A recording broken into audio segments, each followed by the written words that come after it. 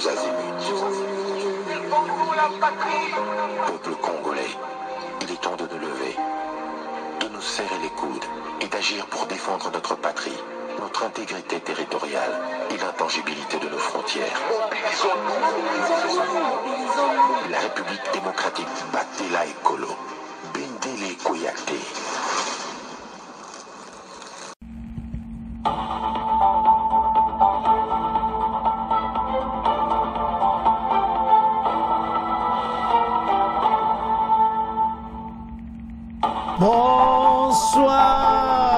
Bonsoir, bonjour, c'est Congo News 24. Bande Konanga, comme toujours avant de commencer notre émission, nous disons merci à Dieu. Nous disons merci à nos chers abonnés et téléspectateurs qui nous suivent partout dans le monde et en RDC. Bande Konanga, soyez les bienvenus. À la une chez téléspectateurs, oh Banamboka, Makambweza ya Kosakanati, Kagame en difficulté, Kabila à Goma, discours, Bokoyoka, Ndengeme Patrick Mouye ya ko expliquer yango, RDF, AFC, 1-23 plan de jouer. Donc bazawana bazana difficulté totale. Soki Kabila yeti na Goma Makambweza minene. Alors, toko loba ngone émission, parce que oba loba kesi e yindi, e yinda kakabalobi toujours c'est là aloba bon to yokai. Et puis toko yoka comment les FARDC se préparent. Et puis comment na Beni comment ba policier na biso ba wuti Goma ba yena Beni les Wazalendo partout tout le monde se prépare. Et puis boko yoka comment le chef de l'État a levé clairement n'est jamais trahi le Congo. Et puis position aujourd'hui accord à USA Baza, par terre, Mayele Silibango. Tout développement nyonso n'émission nabiso. Chers téléspectateurs, émission nabiso bandi. Et comme étant tous là ensemble, ma solo ya mboka.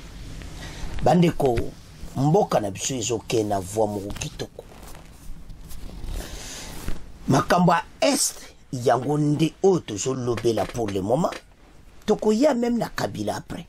Parce que ça a réponse naï. La RDC tous a décidé. Et te kéroyo, il faut si la pona libella et barrer la route à l'ennemi pona libella. La situation qui se passe à l'est analyse si Joamaki, ba décision si Joamaki, ba toyo ba okomana soka. C'est pour cela que le président rwandais est en difficulté. Fatia Lubumbashi et l'on à Salaki, après conseil des ministres, à Salaki, réunion, il y a conseil supérieur. On est très bien.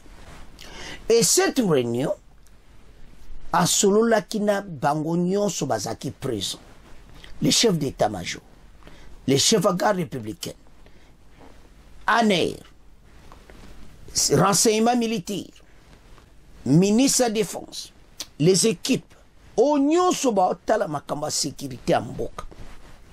Et son conseiller spécial en matière de sécurité. Tout le monde dit là. Il y a un place toujours banda. Fati a sangsa ki bango nyonso. Pona ko yebisa bango son plan. Ndeni toke na bateau na est. Batouana bazo koma na situation difficile na émission boko yoka ba extrait ndenge na ndenge. Parce que to yebi plan na bango. Masole zo beta manadoa makambu nyonso eza na faveur na biso.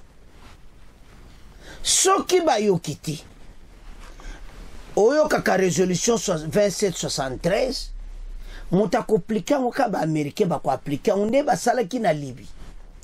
Kagame déjà sa yoki aboyi ne eyele ngai. Yango bomoni toujours na pona les messieurs Joseph Kabila a commis déjà na Goma. Et beaucoup yoka makamba développement oyebimi. Alors, les chefs de l'État sangsi batunaï pona koyebisa bango pona kobeta masolo na bango ya mboka avant même azwa avion azonga na Kinshasa. Tolanda le chef de l'État à Lubumbashi na conseil ya sécurité bongo après to avancer masolo parce que les pays ne toloba awa ils ont attaqué mais les chefs de l'État bazana contrôle ya nyonso ya on est congolais bokeba be information ya mabe tala ndenge tondi les chefs de l'État zana contrôle ya nyonso ce qui est vrai et que bazana nzela kitoko l'ennemi est en difficulté mais tolana masula chef de l'État total pendeni masula sili penda zozonga bon après toi avance bandeko ndenge bo mona le chef de l'État aza vraiment oyo kaka masolo na bato na ye elekaki nango tre kitoko après wana bokoyoka masolo ya chef d'état-major au chef d'état-major à lobby. Donc toza na bonne route kaka yo congolais ozolala les FARDC se préparent yango facha beta masolo après tokoya na chef d'état-major tolanda le président Félix. Conseil supérieur bandeko ya sécurité na Lubumbashi asangsaki tout le monde na armée ba ministre de l'intérieur ministre de défense bonyoso batali makamba sécurité na biso bayeba ete biso pe tozo se préparer o tout bango bazobongisa fachi aza kobongisa nyonso mpona mboka so bomona wana conseil spécial amaki de sécurité Bérande aner inzuk bomona ye wana et bozomona que tout le monde est là chef d'état-major et tout le monde la situation na biso à l'est est sous contrôle gare républicaine tout le monde présent fachi aza na ambition moko clair pour la est à RDC. Alors tous ces ennemis de la paix boye bete nous aussi on se prépare to la lipongite to yebi oyo bango bazo bongisa même avec l'arrivée de Kabila to yebi oyo bango bazo bongisa mais bayeba ete oye salamaki lobby mixage brassage et ko répéter te ba congolais toza dessus te maintenant ba koro bazo solola doa ou bien partout le chef de l'État est à notre côté et je vous assure que ba réunion ya boy soko zo salama na ba place ya Lubumbashi kasi bamba lubaka Lubumbashi za terrain ya Kabila ou tout ça bon monde a succès bango donc discours naï makamuto apesa ki na Lubumbashi et zo laksa clairement que victoire est na maboko na biso Congolais levons-nous ensemble les chefs de l'État japonais pays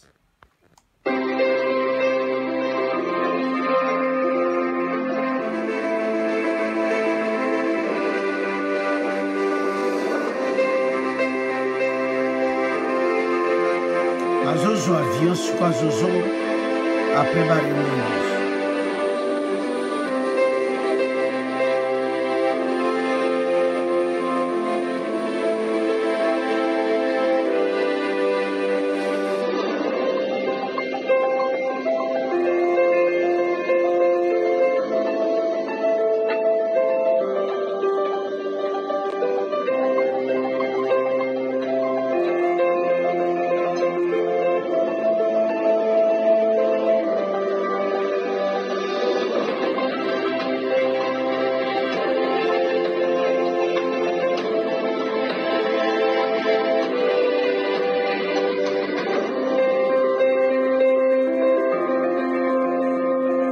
De retour à Kinshasa.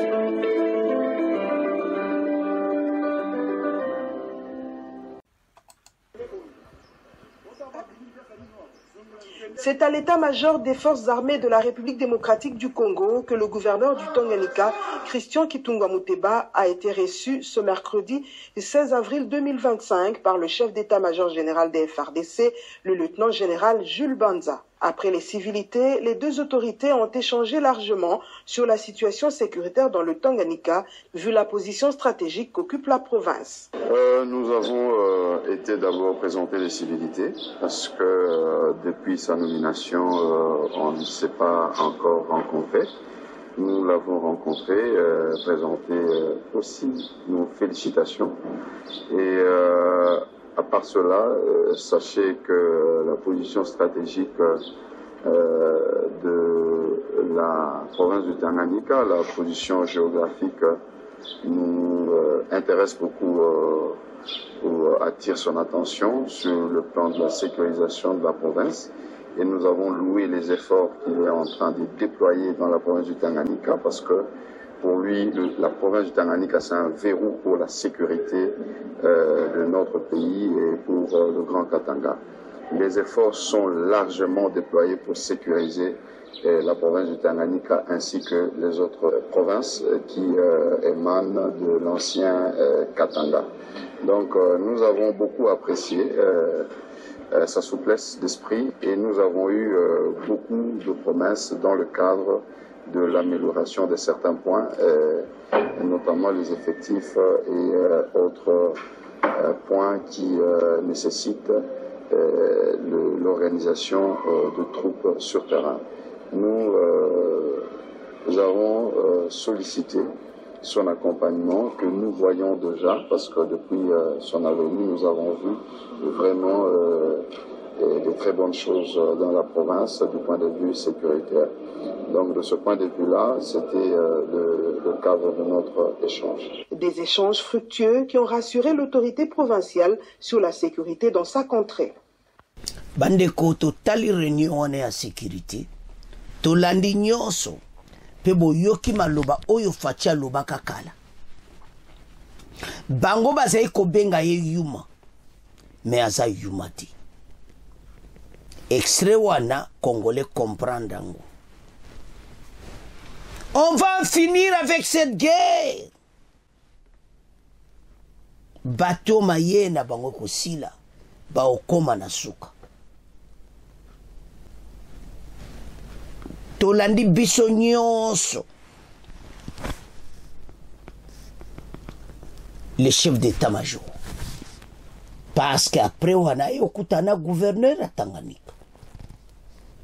Boyoki gouverneur à Tanganyika ndenga explique. Bandeko makambo to kenango. Je vous assure, ndebo landi wana eleki na Katanga. Fatia sanksi conseil supérieur.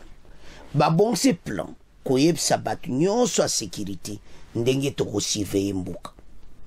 Ndenge ni bateau toko barrer la route. Ndenge ni tout mixage na brassage ko sala malisusu te. Pe ndenge ni toko avancer na mbuka. Toyebisa kibino ke même masolo a doa. Ndenge ba osolo na bazo beta parce ça conseil de sécurité. Fatia sola kada bateau bazana doa chaque jour. Pona koyeba ndeni tozoke na makambo wana.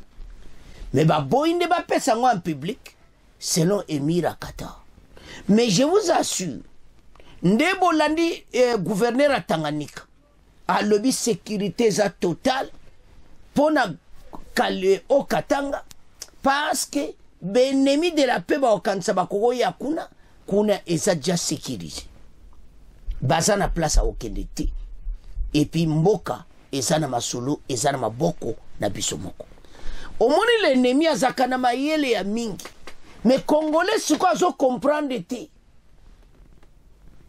Que biso toza mayele koleka bango. Yango tokeba. Kagame et ses hommes toyebyo bazo préparer. Osomona. Alors, maintenant boyoka basoda na biso. La police nationale congolaise bauti Goma baye na Beni. Ba lobi na M23 biso tale. bakoti nzela bango tout bakimi bapolisier na biso pepe plus de 300 policiers nde tolobawa bakomi na Beni. Le M23 za na contrôle ya Goma te etikali basoda musu ampe babima bakeleme basoda mususu baza na enceinte ya MONUSCO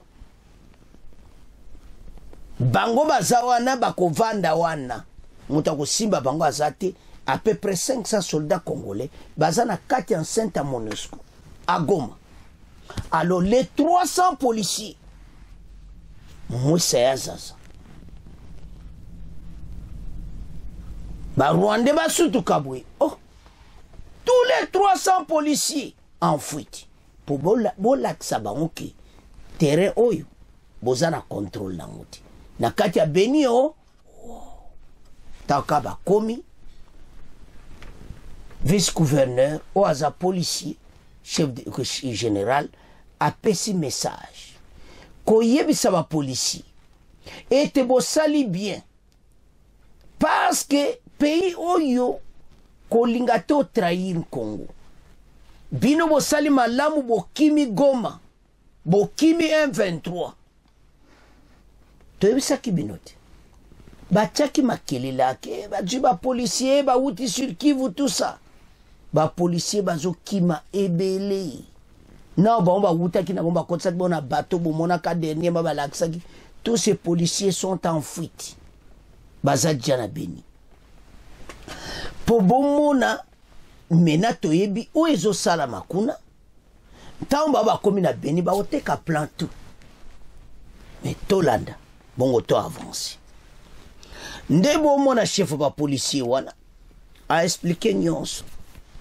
comment ndenge ba policier na biso ba bweko tosa l'ennemi et puis ba policier na biso ba moni ete bango tu bakende na Goma ba quitté Goma, je m'excuse, ils ont quitté Goma bango tu ba komaki na Beni et pas wapi Masolo et Betamaki. Voilà makambo eza solo makambo eza kosakanati ya onte saba congolais totelema pour l'intérêt de la nation totelema pona mboka l'ennemi aza na situation difficile pour le moment biso tozaka avancer tolanda mitinga ba police na Beni boyoka oyeloba mi bongo to avance.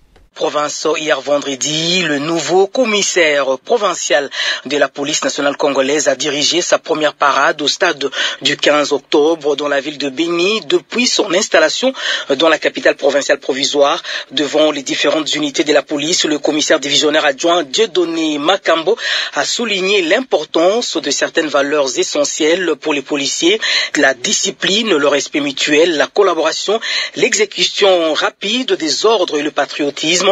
Il a également mis en garde ces hommes contre la trahison, le tribalisme et les abus envers la population civile.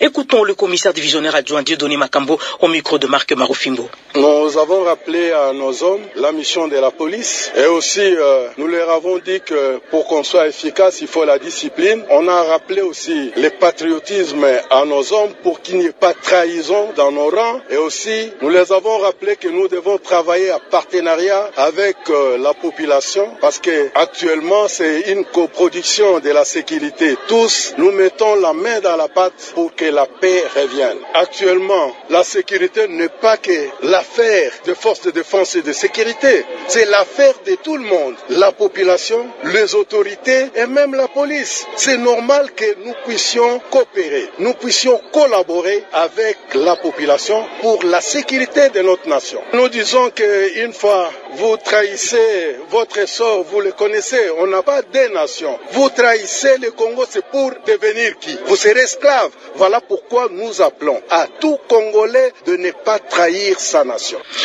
Au cours de cette parade, le commissaire provincial de la police a exprimé sa reconnaissance envers plus de 300 policiers venus de Goma qui ont démontré leur patriotisme en refusant de rejoindre le rang des rebelles du M23.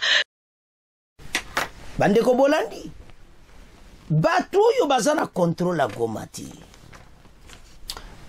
Kabila banda o azana Goma o bon esa zo monana mais tozo zela o ya koloba azo monana te makelele wana nyonso tozo sabino baza en difficulté. Alors tolandi biso nyonso wana ndenge ba policier ba wuti Goma baza na Beni pona ko laksa bino ete bato baza na contrôle à Beni nyonso ti. Et je m'excuse, bana contrôle à Goma ti. Baza na contrôle à Goma ti, yango zomona ke ba soda na biso ba kimi Goma, ba policier ba ke na Beni, na si to comprendre.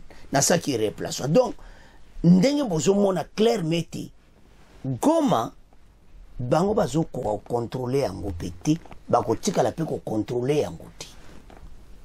D'abord, peuple a vivre misère. Ma banque est fermée. Et maintenant, tozo bloqué. Ministre des Finances. Bon, landa très bien. Ministre des Finances, landa meeting na ute ko sala. A lobby kazo bloqué même ba banque na bomba za ko sala wana. Ba circuit financier à Kagame, il faut ba bloquer yango. Bon comprendre. Banane ba ko aider biso. Ba américain. Transfert moko te ko ya na Goma, c'est-à-dire ba pesi bango punition moko boy.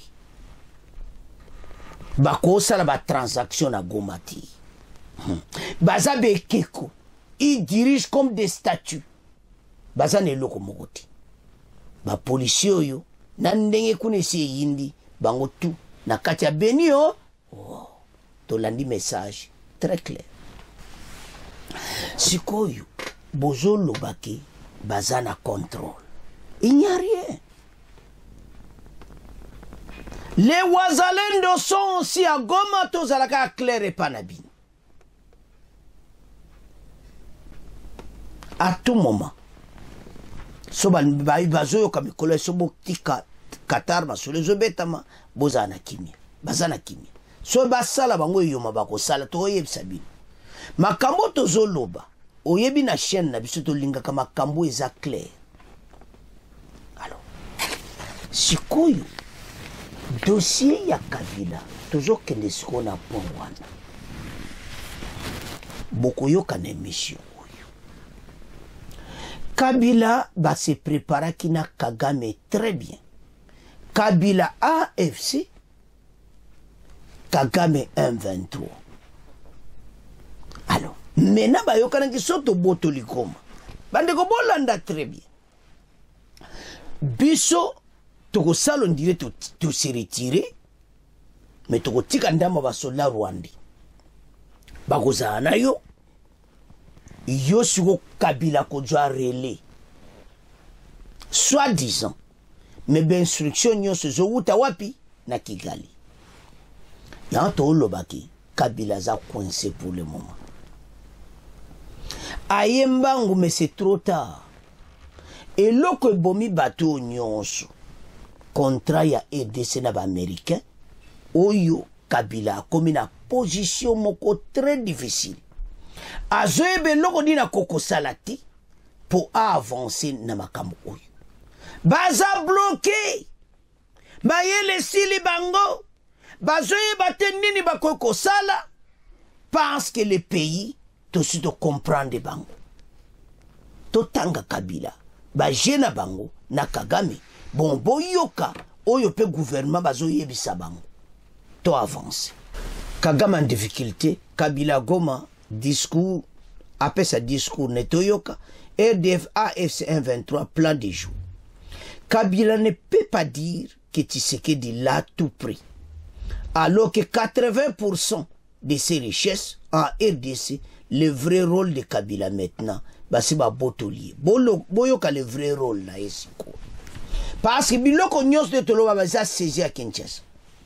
Faire semblant d'être un homme de paix, rassembler les gens en façade, pendant qu'en arrière-plan, il prépare le terrain de Kagame. Kagame en difficulté va retirer une partie de ses militaires de l'Est pour calmer les pressions internationales. Mais il en laissera d'autres discrètement. Et ce sont les réseaux de Kabila qui prendront les relais. Bandiko bolanda très bien makamuto babongisaki. Les réseaux de Kabila prendront les relais. D'ailleurs, ses proches l'ont déjà dit. Tshisekedi doit dialoguer avec lui. Fatia dialoguer na Kabila. Donc, ndeye ba on bazozela. Ke salama. Nebiso tato azana problème. Alors, Kabila veut jouer sur les divisions au sein de l'armée.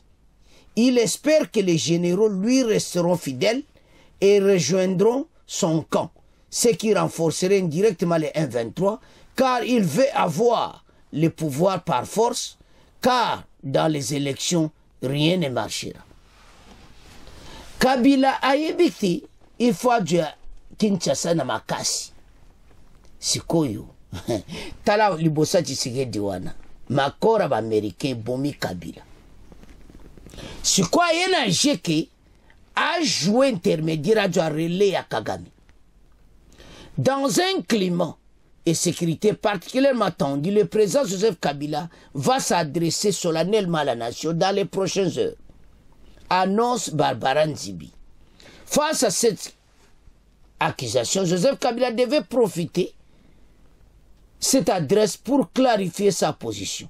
Lui est arrivé depuis hier dans la ville de Goma, occupée par les rebelles du M23 AFC. Alors que le pays est confronté à une escalade de violence dans l'Est. Boyoka cette déclaration. Et Kozalandenge nini. Mais les messieurs, aza en difficulté, ba Congolais ba koyoka yango a ekokota Congolais. Poto yibsebino ke Kabila zana problème. Nde bozo mona ba Américain nde bozo mona bango wana. Bandeko makambo eza ya kosakana te. Nandenga kota ki Portugal tout ça. Azozela donc tout ça makambo eza minene. Mais toyoka ndenge nini ya kota ki.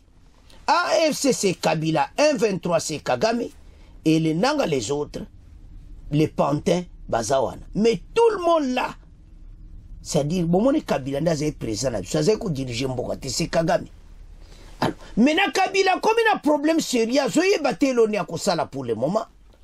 Alors, quand j'ai pouvoir na makasi, discours na ye, et Zalipo a sa confiance à ma généraux. Au bazana FARDC, balanda yi mais ba généraux na bazana bonne main yango tina fatia salaki conseil de sécurité ndebo mona chef d'état-major Gilles Milambo azaku azaiki na Katanga masole betamaki déjà ndebo zo mona wana Kabila azana problème les wazalendo baza à côté. Alors maintenant toyoka ndeni Kabila kotaki et puis toyoka réponse oya gouvernement et puis boyoka otozo préparé boyoka pour Kabila zana problème mais toyoka entraîne un peu toyoka oyo gouvernement azoyebise déjà azoyoko gouvernement dia PC message boyoka message na epona olobate mais toyoka na message gouvernement opesa ye bon après to beta masolo na ndenga entraîne à kotaki tolanda. Gisèle Cage à la présentation de ce journal. Commençons tout de suite avec cette première nouvelle. Le sénateur Joseph Kabila, président honoraire de la RDC, est arrivé hier à Goma, dans la province du Nord Kivu, une région actuellement sous le contrôle de rebelles de l'AFC M23 et de leurs alliés rwandais. Selon nos sources, il a franchi la frontière entre la RDC et le Rwanda en début de soirée à partir de l'entrée connue sous les noms de Grande Barrière, reliant les villes de Gisenyi au Rwanda et Goma en RDC. Le 8 avril dernier, Joseph Kabila avait annoncé dans une lettre adressée à Jeune Afrique qu'après 6 ans de silence total, une année d'exil et face à la détérioration de la situation sécuritaire, il avait décidé de rentrer immédiatement en RDC par la partie orientale du pays afin de contribuer à la recherche de solutions. Évidemment, on a lu des articles, on attend de voir, on attend d'écouter, parce qu'il faut peut-être pas présumer de certaines choses, mais ici, il faut savoir d'abord que le président de la République en avait parlé depuis plusieurs semaines. On en avait parlé. Il disait que le président, son prédécesseur, était lié à l'AFC depuis plusieurs mois, on est dit. Bon, maintenant, qui décide de revenir? Je n'ai pas encore la confirmation. Bon, on verra ce qui sera dit, mais il faut faire attention dans la symbolique, justement. Parce que nous tous, nous évoquons aujourd'hui ceux qui ont combattu pour assurer l'unité et l'intégrité de la République démocratique du Congo. Parmi ceux-là, il y a un fils d'ailleurs du Grand Katanga qu'on appelle Mzee Laurent Désiré Kabila, qui a fait les serments de ne jamais trahir le Congo. Alors, il faut, dans les actes qui sont posés par un de ses illustres prédécesseurs, disons successeurs, que dans les actes que nous posons, nous nous assurons que nous ne trahissons justement pas les serments de Mzee. Nous savons tous, et je n'ai pas besoin de le rappeler, aujourd'hui nous connaissons l'ennemi. Nous connaissons les complices de l'ennemi. Alors, est-ce que dans la symbolique, parce qu'il ne faut pas oublier que le président Kabila lui-même a combattu les M23. Il ne faut pas oublier qu'il a été commandant suprême de forces armées de la République démocratique du Congo. Il ne faut pas oublier que quand il était commandant suprême, il y a des officiers supérieurs qui sont morts, des militaires qui sont morts dans le combat contre les supplétifs du Rwanda. C'est connu. Et pour la plupart, ils ont toujours base Goma.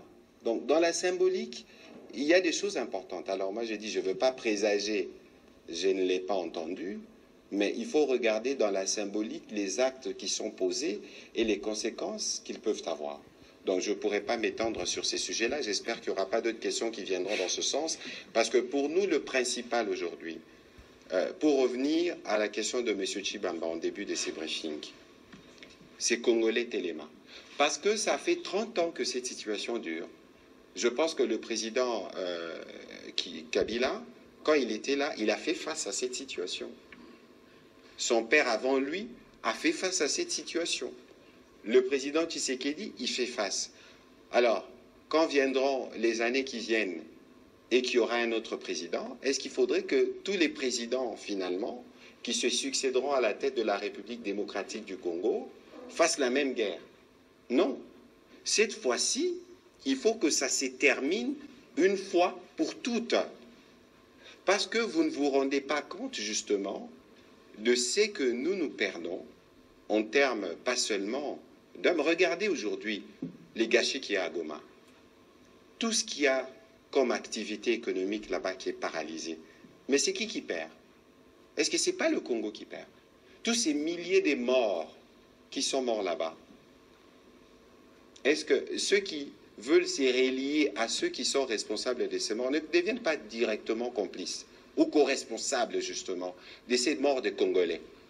Donc aujourd'hui, il faut que nous, tous les Congolais, nous mettons à l'évidence. Qu'est-ce que nous voulons pour notre pays? Parce que cette guerre, ce n'est pas la guerre du président Tshisekedi.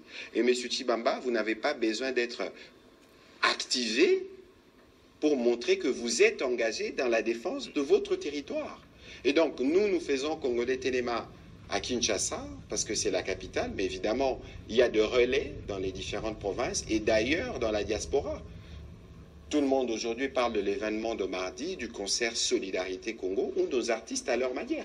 Nous parlons de front militaire, nous parlons de front diplomatique, nous parlons de front judiciaire, nous parlons de front économique, nous parlons de front médiatique, mais on a rajouté front culturel, on a rajouté front scientifique, parce que les Congolais eux-mêmes se sont appropriés la situation. Et donc parce qu'aujourd'hui nous voulons que la paix revienne une fois pour toutes. Je pensais que ça marchait. Nzokande, Rwanda, Azagina Boule na Sima. Bazomo Nangai, je vais encore citer le terme Thierry Kambundi Azoloba, Bamona Inga Yuma. Menga Nazara Yuma te, moi je suis poli, je suis bien éduqué. Je respecte quelqu'un. De prime abord, son amonimutu, quel qu'il soit, quelques conditions qu'il soit, n'a pas son nos respect. Pe n'a pas sur crédibilité, que ma kamozolo bananga solo. D'emblée. Ce n'est qu'après, quand je vais t'expérimenter, que Nagoye Bakozoko Sangai. Et là, je n'ai plus de respect pour toi. C'est le cas de Kagame. N'a pas ça qui est respect. Parce que je pensais que c'était un homme qui respectait sa parole. N'a qu'à découvrir que c'est un menteur, manipulateur et dangereux criminel. Je ne respecte pas des gens pareils. Hey, makambo eza minene avant me toya na extrait na faci extrait faci eza ya kala me toyoki nanu Patrick Muyaya me extrait na faci eza mpona koyebisa bango boyi Kagame faci ayebi yo aza yuma te c'est le même Kabila message wana eza makambo ebele faci azoloba même na Kabila parce que toujours y a un message à gouvernement mais oyo faci utoloba na extrait na bolanda ka on leur propagande alo baza ko mona ngai yuma ndenge ndeko na journaliste alobaka ke faci bango ba mona ke yuma mais Kagame faci alina respecta ka mututu apesa ki confiance kake asa mutu mais soka jure comme Kagame ndenga kangi na mensonge na lokuta a rejeté Kagame Kabila la même chose adjaki Kabila azoyoka nyonso Kabila ya tozobenga faci azoyoka la Kabila tile lozo kabwana na yeta zoyoka e faci azayi koyoka Kabila lelo tokomi wapi atiki Kabila. Alors maintenant Patrick Muyaya a réveillé ba Congolais nde tolandi Patrick Muyaya Laurent Désiré Kabila aloba n'est jamais trahi le Congo ye Joseph Kabila ye a pris ye pe bundaki na ba M23 na ka ye Kabila malgré zaki na onka kapo bango na bango za ba cop na bango mais baza ouela ka ba poste entre bango mais ye pe bundaki na ba M23 ye Kabila. Et maintenant voilà la situation auto kominango bana mboka Kabila lingaki EDC oyo tozalaka su Kagame botika kolala pongi botika ko makambo eza makamoko très sérieux tant tozoloba awa ba Congolais fo boyoka message à Kabila oazopesa Congolais linga jwa ba généraux mais ayoki ja réponse à gouvernement en avance mais Patrick Muyaya est très sage toyo kenan mais aye bakaki n'est jamais trahi le Congo mais assez a trahi il est passé bolandi wana passé par Kigali à Koti mena kutazo mona nati mais to mone nano aloba to yoka oya koloba bongo to répondre biso ba Congolais mo kolango marche kozala même na Kinshasa partout to l'accès que aux apenda rwandais tanga koloba ba Congolais baloba ah voilà bon mona teke mena a repesa faci raison ko sagarati soko kaka duka message na yi parce a ko critiquer jamais Kagame na message na to ça la clair a ko critiquer jamais M23 na message na yi to ça la clair mais tango Kabila koloba parce que porte-parole na yi a route koloba ki azoloba dans les heures qui suivent les to ça l'émission peut-être belé possible assez à lobby mais tozoloba clairement qu'il y a du message il y a gouvernement déjà message à Kabila et ça influence mon côté na kati mboka na biso baye ba eti la RDC tika la RDC et tozabo moko pe ba ko tika la kokoka biso te biso nde to benga na bango yango bana mboka botala et pas bateau bazo mema ka mboka na biso yo Congolais la moka Kabila zoluka ba généraux ba rejoindre na Goma aya ko boto la pouvoir na Kinshasa na makasi na nanga membala moko beton accord USA et kati bango makolo ba américain ko mekate ba chemu sapina Kagame a retiré armée na ye ba condamné Kagame ba condamné batwana tout ba américain baza sima président Félix ya komeka au mon président Félix a suki bango ba américain ba moni non le président Félix ça bien faut de coopérer na ye aza vrai président ba américain baza pourri puis bazo préparer que dans 2028 faci apesa bango vraiment tourner ye na Congo poto mboka avancé boko yoka makam na mikolo to yela mniba vraie mission ya oto sa Congolais tala makama kitoko yokiao maintenant nos abonnés te ozozela nini partager na baninga nyonso lo ba s'abonner na chaîne oyo chaîne oyo la bino ba vrai ba masolo otangi o comprendre bolandi le plan de Kabila eza tellement déjoué to lo ba kakati mais otangi o comprendre Congolais lève-toi o eza mboka na biso et l'ennemi de la paix il faut pas quitter mboka na biso et puis ba vivre yango alors le plan de Kabila bazoze la message non mais c'est déjà déjoué. C'est à ce point que nous clôturer mission la mission. Bon, continuez comme ça. Au revoir. À la prochaine.